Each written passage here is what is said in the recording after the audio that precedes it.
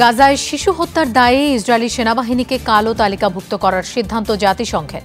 ক্ষুব্ধ প্রতিক্রিয়া জানালো তেল আবিব।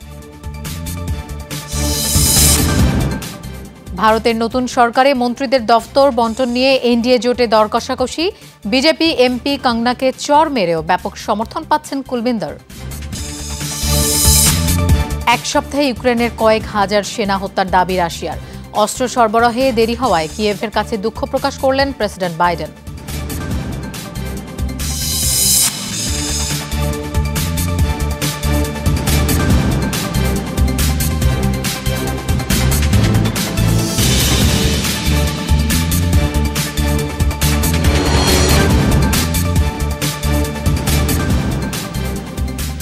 এতক্ষণ শিরোনাম দেখছিলেন, আপনাদের সঙ্গে থাকছি আমি মৌসুমী আহমেদ লোপা। যাচ্ছি পুরো খবরে। ইসরায়েলি সামরিক বাহিনীকে কালো তালিকাভুক্ত করার সিদ্ধান্ত নেয় জাতিসংঘের বিরুদ্ধে চটেছে তেল আবিব। শিশুদের উপর বর্বরতা চালানোর দায়ে আইডিএফের উপর কড়াকড়ির এই সিদ্ধান্ত নেওয়া হয়। এই সংক্রান্ত বিশেষ প্রতিবেদন উত্থাপন করা হবে নিরাপত্তা পরিষদে। আর এ ঘটনায় ক্ষোভ জানিয়ে জাতিসংঘ মহাসচিবকে সন্ত্রাসবাদী উৎসাহদাতা হিসেবে আখ্যা দিয়েছে ইসরায়েল। জাতিসংঘের স্কুল মানেই নিরাপদ আশ্রয়, সেই স্বস্তিতেই ঠাঁই নিয়েছিলেন হাজারো গাজাবাসী। কিন্তু সেখানেও হামলায় দ্বিধা করেনি ইসরায়েলি বহর। গেল বৃহস্পতিবার নুসাইরাত ক্যাম্পের এই ভবনে ছোড়া মিসাইলে প্রাণ যায় নারী শিশুসহ অন্তত 40 জনের।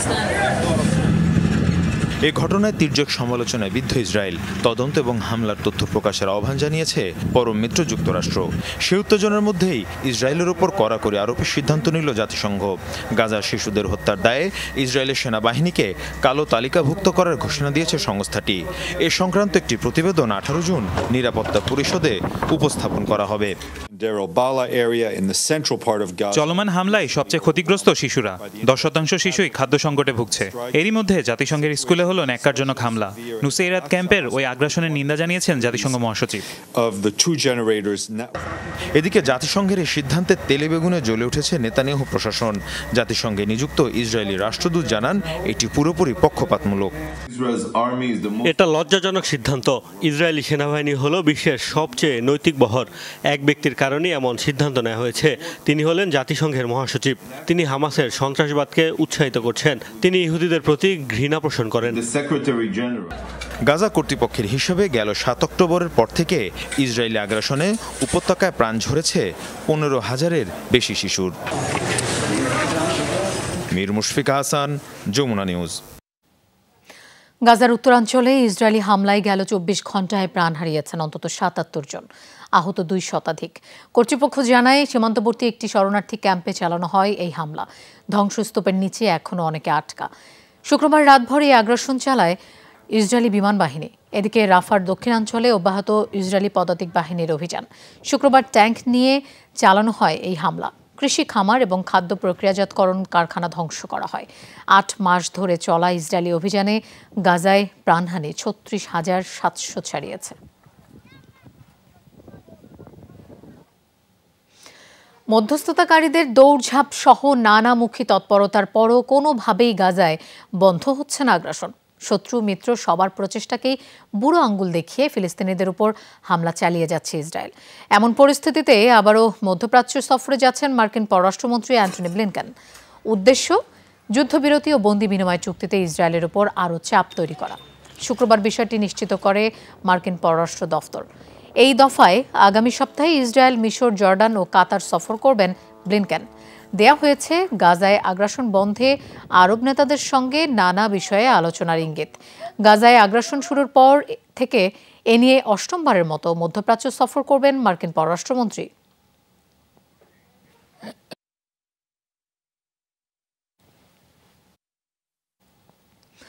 জাতিসংঘের 11 কর্মীকে অপহরণের অভিযোগ উঠেছে ইয়েমেনের সশস্ত্র সংগঠন হুতির বিরুদ্ধে। অবিলম্বে নিজ কর্মীদের মুক্তির দাবি জানিয়েছে সংস্থাটি। জাতিসংঘের অভিযোগ, যুদ্ধবিধ্বস্ত দেশটির বিভিন্ন এলাকা থেকে পরিকল্পিতভাবে তাদের ধরে নিয়ে গেছে হুতি সদস্যরা। মুখপাত্র স্টিফেন দুজারিচ জানান, কর্মীদের উদ্ধারে সম্ভাব্য সব পথেই আলোচনার চেষ্টা চালিয়ে যাচ্ছেন তারা। ইয়েমেনের আন্তর্জাতিক সম্প্রদায়ের স্বীকৃতিপ্রাপ্ত সরকারের দাবি, আরও কয়েকটি সংস্থার কর্মীদেরও আটক করেছে হুতিরা। এর আগে দেশটিতে আন্তর্জাতিক সংস্থায় কর্মরত পশ্চিমা কর্মীদের দেশত্যাগের নির্দেশ দিয়েছিল গোষ্ঠীটি।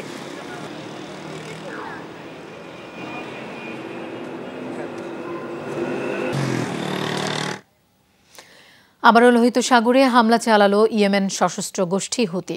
এবার তাদের হামলার লক্ষ্য ইসরায়েলগামী দুটি জাহাজ। শুক্রবার এই তথ্য নিশ্চিত করেন সশস্ত্র গোষ্ঠীটির মুখপাত্র ইয়াহিয়া সারে। তার দাবি, মিসাইল ড্রোন ছোড়া হয়েছে এলবেলা এবং এল জেনোয়া নামের দুটি জাহাজে। তার দাবি, সফলও হয়েছে সেই হামলা। গাজায় আগ্রাসনের প্রতিবাদে নিয়মিত লোহিত সাগর, এডেন উপসাগর এবং আরব সাগরে ইসরায়েলের সাথে সম্পৃক্ত জাহাজে হামলা চালাচ্ছে হুতি। ফিলিস্তিন স্বাধীন না হওয়া পর্যন্ত এই প্রতিবাদ চালানোর হুঁশিয়ারি দিয়ে আসছে তারা। যুক্তরাষ্ট্র, ব্রিটেনের যৌথ বাহিনী ইয়েমেনে কয়েকবার হামলা চালিয়েও থামাতে পারেনি গোষ্ঠীটিকে।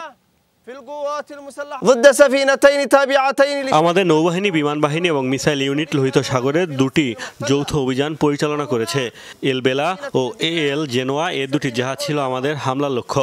ফিলিস্তিনে দখলকৃত ভূখণ্ডের বন্দরের উদ্দেশ্যে যাত্রা করে তারা আমাদের নিষেধাজ্ঞা উপেক্ষা করেছে। হামলায় ড্রোন, ব্যালিস্টিক ও নাভাল মিসাইল ব্যবহার করা হয়েছে। ভারতের তৃতীয় মেয়াদে বিজেপি নেতৃত্বাধীন এনডিএ সরকারে কে কোন মন্ত্রণালয়ের দায়িত্ব পাবেন তা নির্ধারিত হতে পারে আজই। রোববার শপথ নেবেন নরেন্দ্র মোদী। প্রধানমন্ত্রীর পাশাপাশি শপথ নেবেন তার মন্ত্রিসভার সদস্যরাও। এর আগে শনিবার দফতরের দায়িত্ব বণ্টনে চূড়ান্ত বৈঠকে বসবে এনডিএ জোট।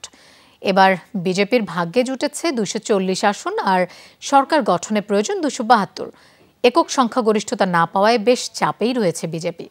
ক্ষমতায় যেতে আরও অন্তত 4টি দলের সমর্থন দরকার। কারণেই মন্ত্রীদের দফতর নিয়ে চলছে দর কষাকষি। বেশ কয়েকটি মন্ত্রিসভার দায়িত্ব চেয়েছে টিডিপি ও জেডিইউর মতো দলগুলো। জোটের ছোট দলগুলো জুড়ে দিয়েছে নানা শর্ত। বিজেপি নবনির্বাচিত এমপি ও বলিউড তারকা কঙ্গনা রানাওয়াতকে চড় মেরে শাস্তির মুখে পড়লেও অনেকের প্রশংসায় ভাসছেন নারী কনস্টেবল কুলবিন্দর কৌর। আলোচিত এই নারী হাজত থেকে বের হলে সংবর্ধনা দেওয়ার ঘোষণা দিয়েছেন হরিয়ানার কৃষকরা। তার শাস্তির প্রতিবাদে বেশ কয়েকটি কৃষক সংগঠন দিয়েছে বিক্ষোভ সমাবেশের ঘোষণা। চাকরি থেকে বহিষ্কার হওয়া কুলবিন্দর কৌরকে আর্থিক সহায়তা বা চাকরি দেওয়ারও প্রস্তাব দিচ্ছে অনেকে। লোকসভা নির্বাচনের ফলাফল নিয়ে এমনিতেই এখন সরগরম ভারতের রাজনীতি। এর মধ্যেই চর খেয়ে নতুন করে আলোচনায় গেরুয়া শিবিরের হয়ে প্রথমবার এমপি নির্বাচিত হওয়া বলিউড অভিনেত্রী কঙ্গনা রানাউত। চণ্ডীগড় বিমানবন্দরে কঙ্গনাকে চর মেরে আলোচনায় সিআইএসএফের কনস্টেবল কুলবিন্দর কৌর। শাস্তি হিসেবে চাকরি থেকে বহিষ্কার ও গ্রেফতার হতে হয়েছে তাকে। বলা হচ্ছে, কৃষক আন্দোলন নিয়ে বিতর্কিত মন্তব্যের জেরেই কঙ্গনার উপর ক্ষোভ ঝেড়েছেন তিনি, যে কারণে ভারতের কৃষকদের বড় অংশের সমর্থন পাচ্ছেন কুলবিন্দর। তাকে রীতিমতো সংবর্ধনা দেওয়ার ঘোষণা দিয়েছে হরিয়ানার কৃষকরা। পাঞ্জাব সহ আর কয়েকটি এলাকার কৃষকরাও দিয়েছেন গ্রেফতারের প্রতিবাদে বিক্ষোভ কর্মসূচির ঘোষণা। বিতর্কে নাম জড়ালেও অনেক শ্রেণী পেশার ভারতীয়দের সমর্থন পাচ্ছেন কুলবিন্দর। জনপ্রিয় গায়ক সুরকার বিশাল দাদলানি চাকরি দিতে চেয়েছেন এই নারীকে। কঙ্গনাকে অনেক মানুষ অনুসরণ করে। নির্বোধের মতো অর্থহীন কিছু বললে অবশ্যই সেটার প্রতিক্রিয়া মানুষ দেখাবে। কেউ আপনার মাকে নিয়ে কিছু বললে সেটা আপনি সহ্য করবেন না। কঙ্গনা ভারতীয় কৃষকদের নিয়ে বাজে মন্তব্য করেছে, আমাদের মা বোনদের নিয়ে বাজে কথা বলেছে, আর তাই তার এমন পরিস্থিতির মুখোমুখি হওয়া স্বাভাবিক। একতরফা বিচার না করে এই ঘটনার সঠিক তদন্ত হওয়া প্রয়োজন। এদিকে এত মানুষ কুলবিন্দরের পাশে দাঁড়ানোয় খেপেছেন কঙ্গনা। সামাজিক মাধ্যমে দেওয়া পোস্টে কুলবিন্দরের সমর্থকদের তুমুল সমালোচনা করেছেন তিনি। চর কষানোই নারীর শাস্তিও চেয়েছেন বলিউড তারকা। বিতর্কে নাম জড়িয়ে বহুবারই শিরোনাম হয়েছেন কঙ্গনা রানাউত। এর আগে কৃষক আন্দোলন নিয়ে বিতর্কিত মন্তব্যের জেরে কঙ্গনার গাড়ি ঘেরাও করেছিলেন ক্ষুব্ধ কৃষকরা। মোস্তফা মাহমুদ, যমুনা নিউজ। ভারতের লোকসভায় বিরোধী দলীয় নেতা হিসেবে রাহুল গান্ধীকে মনোনীত করেছে কংগ্রেস। শনিবার কংগ্রেস ওয়ার্কিং কমিটির বৈঠকে সংক্রান্ত প্রস্তাব সর্বসম্মতিক্রমে পাশ হয়েছে। এই তথ্য জানিয়েছেন কংগ্রেসের সিনিয়র নেতা কেসি ভেনুগোপাল।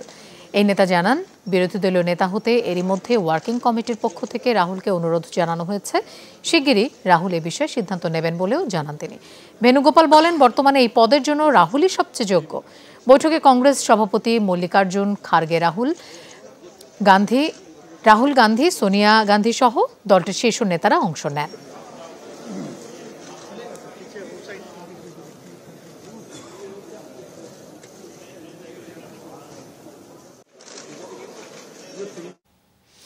মেইতেই এবং কুকি জনগোষ্ঠীর মধ্যে বিবাদকে কেন্দ্র করে আবারও উত্তপ্ত হয়ে উঠেছে ভারতের মণিপুর। রাজ্যের আসাম সীমান্ত সংলগ্ন জিরিবাম জেলায় দুই পক্ষের মধ্যে সংঘাতকে কেন্দ্র করে জারি করা হয়েছে সতর্কতা। কর্তৃপক্ষ জানিয়েছে বৃহস্পতিবার ফাইজল পুঞ্জি নামক এলাকা থেকে এই ব্যবসায়ীর মরদেহ উদ্ধার করা হয়। ওই এলাকায় কুকি আদিবাসীদের বসতি রয়েছে। ওই হত্যাকাণ্ডের জন্য কুকিদের দায়ী করে বিক্ষোভ হয়। পুড়িয়ে দেয়া অন্তত 25টি বাড়ি। তারই পাল্টা জবাবে আশেপাশের মেইতেই বসতিতেও হামলা এবং অগ্নিসংযোগ করা হয়। মোতায়েন করা হয়েছে নিরাপত্তা বাহিনীর সদস্যদের। সংঘাতের মুখে এলাকা ছেড়েছেন প্রায় 200 বাসিন্দা। রাশিয়ার তুমুল আক্রমণে এক সপ্তাহে প্রাণ গেছে ইউক্রেনের কয়েক হাজার সেনার। বিবৃতিতে এমনটাই দাবি করেছে রুশ প্রতিরক্ষা মন্ত্রণালয়। শুধু তাই নয়, ব্যাপক ক্ষয়ক্ষতি হয়েছে ইউক্রেনের সামরিক স্থাপনা ও সরঞ্জামের। ধ্বংস হয়েছে ইউক্রেনের কয়েক হাজার সমরাস্ত্র। কিয়েভকে মার্কিন অস্ত্র ব্যবহারের অনুমতি প্রদানের পর চলতি মাসে হামলার মাত্রা বাড়িয়েছে রাশিয়া। অবশ্য শক্ত প্রতিরোধ গড়ে তোলার দাবি করেছে কিয়েভ। রাশিয়ার একের পর এক মিসাইল হামলায় কেঁপে উঠছে দোনেৎস্ক। তীব্র হামলার মুখে পিছু হটতে বাধ্য হয় ইউক্রেনের সেনারা। খার্কিভে একের পর এক গ্রাম তো দখলে নিচ্ছেই রুশ সেনারা, অধিকৃত দোনেৎস্কেও নতুন করে আরও একটি এলাকা দখলে নিল রুশ বাহিনী। শনিবার এক সপ্তাহের যুদ্ধ পরিস্থিতি উল্লেখ করে বিবৃতি দিয়েছে দেশটির মন্ত্রণালয়।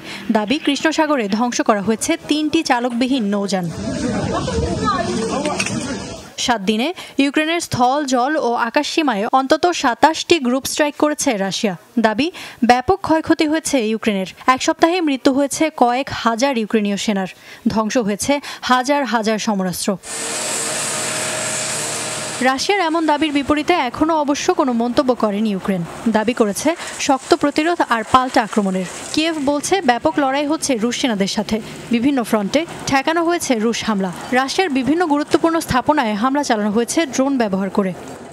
ইউএভি ব্যবহার করে টার্গেটে হামলা চালাচ্ছে ইউক্রেনের সেনারা। কিয়েভ এখন ড্রোন কিংবা মানববিহীন অস্ত্রের উন্নয়নে মনোযোগ দিচ্ছে। ন্যাটোর সদস্য হওয়ার আগেই একটা উল্লেখযোগ্য কাঠামোতে দাঁড় করানো হবে সেনাবাহিনীকে। সেই উদ্দেশ্যে চলছে প্রস্তুতি। এর আগে শুক্রবার ইউক্রেনের বিরুদ্ধে রুশ নিয়ন্ত্রিত লুহান্সকে মার্কিন মিসাইল ATACMS ছোড়ার অভিযোগ আনে পুতিন প্রশাসন। অভিযোগ, রুশ বিদ্যুৎ কেন্দ্র লক্ষ্য করে ছোড়া হয় অন্তত 5টি মিসাইল, যার মধ্যে 4টি ভূপাতিত করলেও আবাসিক এলাকায় একটি মিসাইল আঘাত হানে। প্রাণ যায় 3 জনের। ইফাতারা খন্দকার, যমুনা নিউজ। রাশিয়ার প্রেসিডেন্টকে হিটলারের সাথে তুলনা করলেন ইউক্রেনের প্রেসিডেন্ট। শুক্রবার ডি-ডে উপলক্ষে ফ্রান্স সফরকালে দেশটির পার্লামেন্টে ভাষণ দেন তিনি। সেখানেই করেন এই মন্তব্য। হুঁশিয়ারি দেন, ফরাসি যুদ্ধবিমান হাতে পেলে রুশ সেনারা পাবে উপযুক্ত জবাব। সফরে পরিদর্শন করেন প্রতিরক্ষা খাত সংশ্লিষ্ট বিভিন্ন প্রতিষ্ঠানের সাথে। আলোচনা করেন যৌথ উদ্যোগে অস্ত্র তৈরির বিষয়েও। খার্কিভে তুমুল যুদ্ধের মধ্যেই নাৎসি বাহিনীর হাত থেকে জার্মানির মুক্তির 80তম বর্ষপূর্তির উদযাপনে যোগ দিতে ফ্রান্স সফর করছেন জেলেনস্কি। যোগ দিয়েছেন ফ্রান্সের ন্যাশনাল অ্যাসেম্বলির অধিবেশনে। ইউক্রেনকে নতুন করে মিরেজ 2005 মডেলের যুদ্ধবিমান দেওয়ার ঘোষণায় জানান ধন্যবাদ। এ সময় পুতিনকে হিটলারের সাথে তুলনা করেন জেলেনস্কি। বলেন, ইউরোপের নিরাপত্তাকে হুমকির মুখে ফেলতে চাওয়া রাশিয়া জিততে পারবে না কোনোভাবেই। হিটলার যেমন একের পর এক সীমা অতিক্রম করেছে, পুতিনও তাই করছে। কিন্তু অশুভ শক্তির কখনো জয় হয় না, পুতিনেরও জয় হবে না। বিশেষ করে যখন যুদ্ধ বিমানগুলো হাতে পেলে রুশ সেনাদের বিরুদ্ধে আরো শক্ত প্রতিরোধ গড়ে তুলব আমরা। প্রমাণ করে দেব, ইউরোপের নিরাপত্তাকে যারা হুমকি দিচ্ছে তাদের চেয়ে কয়েক গুণ শক্তিশালী আমরা। এই শক্তি ঐক্যের শক্তি। বৈঠক করেন ফরাসি পররাষ্ট্রমন্ত্রীর সাথে। পরিদর্শন করেন প্রতিরক্ষা খাত সংশ্লিষ্ট একাধিক প্রতিষ্ঠানের কর্মকর্তাদের কাছে তুলে ধরেন রাশিয়ার বিরুদ্ধে যুদ্ধে ইউক্রেনের অস্ত্রের চাহিদার কথা। আলাপ করেন দুদেশের যৌথ উদ্যোগে অস্ত্র উৎপাদনের প্রস্তাব নিয়ে। সামরিক সহায়তা ছাড়াও জেলেনস্কির প্যারিস সফরে গুরুত্ব পেয়েছে ফ্রান্স ইউক্রেন বাণিজ্যের বিষয়টিও। বিদ্যুৎ, টেলিযোগাযোগ, ব্যাংকিং সহ বিভিন্ন খাতের নেতৃস্থানীয় ফরাসি প্রতিষ্ঠানগুলোর কর্ণধারের সাথে বৈঠক করেন ইউক্রেনের প্রেসিডেন্ট। প্রস্তাব দেন কিয়েভে ফরাসি বিনিয়োগ বাড়ানোর। ইফাতারা খন্দকার, যমুনা নিউজ। ইউক্রেনকে অস্ত্র পাঠাতে বিলম্ব হওয়ায় দুঃখ প্রকাশ করেছেন মার্কিন প্রেসিডেন্ট জো বাইডেন। ডিডের ৮০তম বার্ষিকী উপলক্ষে ফ্রান্স সফরকালে শুক্রবার বৈঠক করেন দুই নেতা। বৈঠকে অস্ত্র সরবরাহ ত্বরান্বিত করতে মার্কিন প্রেসিডেন্টকে অনুরোধ করেন জেলেনস্কি। এ সময় অস্ত্র পৌঁছাতে দেরি হওয়ায় ইউক্রেনীয় প্রেসিডেন্টের কাছে দুঃখ প্রকাশ করেন তিনি। বলেন, বিল পাস সংক্রান্ত জটিলতার কারণেই দেরি হচ্ছে। এ সময় নতুন করে আরও $225 মিলিয়ন সামরিক সহায়তার ঘোষণা দেন প্রেসিডেন্ট বাইডেন। যেভাবে লড়াইটা চালিয়ে যাচ্ছে কিয়েভ তা অসাধারণ। আমরা সবসময় ইউক্রেনের পাশে আছি। বিল পাশে দেরি হওয়ায় দুঃখ প্রকাশ করছি, তবে তা পাশের পর থেকে ইউক্রেনকে মোট 6টি সামরিক সহায়তা দেওয়ার ঘোষণা দিয়েছে যুক্তরাষ্ট্র। দেশটির বৈদ্যুতিক গ্রিড সংক্রান্ত সহায়তার জন্য নতুন করে আরও $225 মিলিয়ন সহায়তা প্যাকেজ সই করেছি। পরমাণু হামলা নিয়ে আবারও ইউরোপকে সতর্ক করলেন রুশ প্রেসিডেন্ট ভ্লাদিমির পুতিন। শুক্রবার এক সম্মেলনে দেন এই সতর্কবার্তা। বলেন, রাশিয়াকে প্রতিরোধের সক্ষমতা নেই ইউরোপের। জানান, এখনই কোনো রাষ্ট্রের পারমাণবিক অস্ত্র দিয়ে হামলার পরিকল্পনা নেই মস্কোর, তবে প্রয়োজন হলে সেই সিদ্ধান্ত নিতে দেরি করবে না রাশিয়া। ভাষ্য, যারা ইউক্রেনে অস্ত্র সরবরাহ করছে এবং রাশিয়ার ভূখণ্ডে সেসব ব্যবহারের জন্য উৎসাহিত করছে, তাদের বিরুদ্ধে যথাযথ ব্যবস্থা নেওয়ার অধিকার আছে রাশিয়ার। তবে ইউরোপের বিরুদ্ধে জয়ে পারমাণবিক অস্ত্র ব্যবহারের প্রয়োজন পড়বে না বলেও জানান তিনি। হামলার শিকার হলেন ডেনমার্কের প্রধানমন্ত্রী মেটে ফ্রেডরিক্স। শুক্রবার রাজধানীতে তার উপর আক্রমণ করে এক ব্যক্তি। ঘটনার পরপরই দুর্বৃত্তকে আটক করা হয়। প্রত্যক্ষদর্শীরা জানান, হেঁটে ওই এলাকা পার হচ্ছিলেন প্রধানমন্ত্রী। এ সময় হঠাৎ তার উপর হামলা চালায় এক ব্যক্তি। এলোপাতাড়ি আঘাত করতে থাকেন প্রধানমন্ত্রীকে। এ সময় তাকে দ্রুত নিরাপদে সরিয়ে নেওয়া হয়। হামলায় প্রধানমন্ত্রী কতটুকু আহত হয়েছেন তা জানানো হয়নি। এদিকে হামলার কারণ জানতে চলছে তদন্ত। এ ঘটনার তীব্র নিন্দা জানিয়েছে ইউরোপীয় ইউনিয়ন।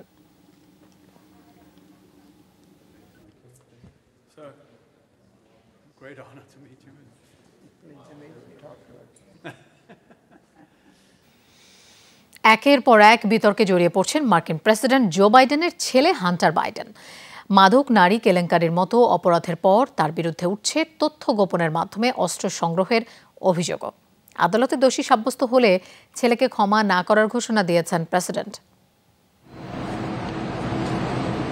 অন্ধকার জগতের প্রতিটি অলিগলি যেন পাড়ি দিয়েছেন মার্কিন প্রেসিডেন্ট বাইডেনের পুত্র হান্টার। নেশার কালো থাবায় যার জীবনটাই ছন্নছাড়া। সেই তথ্য গোপন করে অস্ত্র সংগ্রহের অভিযোগে দেলাওয়ার অঙ্গরাজ্যের এক আদালতে তার বিরুদ্ধে চলছে শুনানি, যেখানে উঠে আসছে ভয়ঙ্কর সব তথ্য। সময়টা 2018 সাল। উইলমিংটনের একটি আগ্নেয়াস্ত্রের দোকান থেকে .38 ক্যালিবারের একটি রিভলভার কেনেন বাইডেন পুত্র হান্টার। মাদকাসক্তের তথ্য গোপন রেখে ফেডারেল কাগজপত্রে মিথ্যা তথ্য দেওয়ার অভিযোগ রয়েছে তার বিরুদ্ধে। শুনানিতে তার সাবেক প্রেমিকা জানান, 20 মিনিট পর পর কোকেন নিতেন হান্টার বাইডেন। শুনানিতে আর উপস্থিত ছিলেন সাবেক স্ত্রী ক্যাথলিন। মাদকের জন্য সম্পর্ক ভাঙার প্রসঙ্গ টানেন তিনি। বিউ বাইডেনের মৃত্যুর পর জোর জবরদস্তি করেছেন তার স্ত্রী হ্যালি বাইডেনের সাথেও। জোরপূর্বক তাকেও জড়ান নেশায়। আদালতে নিজেদের তিক্ত সম্পর্কের বর্ণনা দেন হ্যালি বাইডেন নিজেই। এত সব অভিযোগ যার বিরুদ্ধে, সেই হান্টার বাইডেন একেবারেই নিশ্চুপ। তার আইনজীবীদের দাবি, যে সময়টা নিয়ে বিতর্ক চলছে তখন ধীরে ধীরে সেরে উঠছিলেন তিনি। যদিও মাদকাসক্তি নিয়ে স্বীকারোক্তিমূলক লেখা পাওয়া যায় তার জীবনীতেই। ছেলের বিরুদ্ধে এত অভিযোগ যখন তোলপাড় তুলেছে, তখন বাইডেনও জানালেন তার কঠোর অবস্থানের কথা। বললেন, আদালতে দোষী সাব্যস্ত হলে শাস্তি তাকে পেতেই হবে।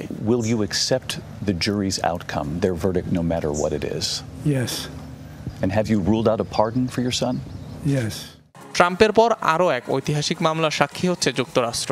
মার্কিনীদের ইতিহাসে প্রথমবারের মতো ক্ষমতাসীন কোনো প্রেসিডেন্টের ছেলের বিরুদ্ধে চলছে বিচার কার্যক্রম, যেখানে দোষী সাব্যস্ত হলে 25 বছরের সাজা পেতে পারেন এই প্রেসিডেন্ট পুত্র। অনিক রহমান, যমুনা নিউজ। দ্বিতীয় বিশ্বযুদ্ধে নিহতদের স্মরণে ফ্রান্সে আয়োজিত এক অনুষ্ঠানে খেই হারালেন মার্কিন প্রেসিডেন্ট জো বাইডেন। সামাজিক মাধ্যমে সেই ভিডিও ভাইরাল। ফরাসি প্রেসিডেন্ট, ফার্স্ট লেডি এবং মার্কিন ফার্স্ট লেডির সাথেই তিনি দাঁড়িয়েছিলেন। এ সময় ইমানুয়েল ম্যাক্রনের সাথে করমর্দনের পর পেছনে রাখা চেয়ারে বসতে যান তিনি। তখনই ঘটে বিপত্তি। 81 বছরের প্রেসিডেন্ট বুঝে উঠতে পারছিলেন না কি করা উচিত তার। পড়েন বিব্রতকর পরিস্থিতিতে। এ ঘটনায় আবারও বয়স নিয়ে সমালোচনার মুখে পড়লেন জো বাইডেন। দর্শক, এই ছিল যমুনা আইডেস্কে। আর এতক্ষণ সাথে থাকার জন্য ধন্যবাদ সবাইকে।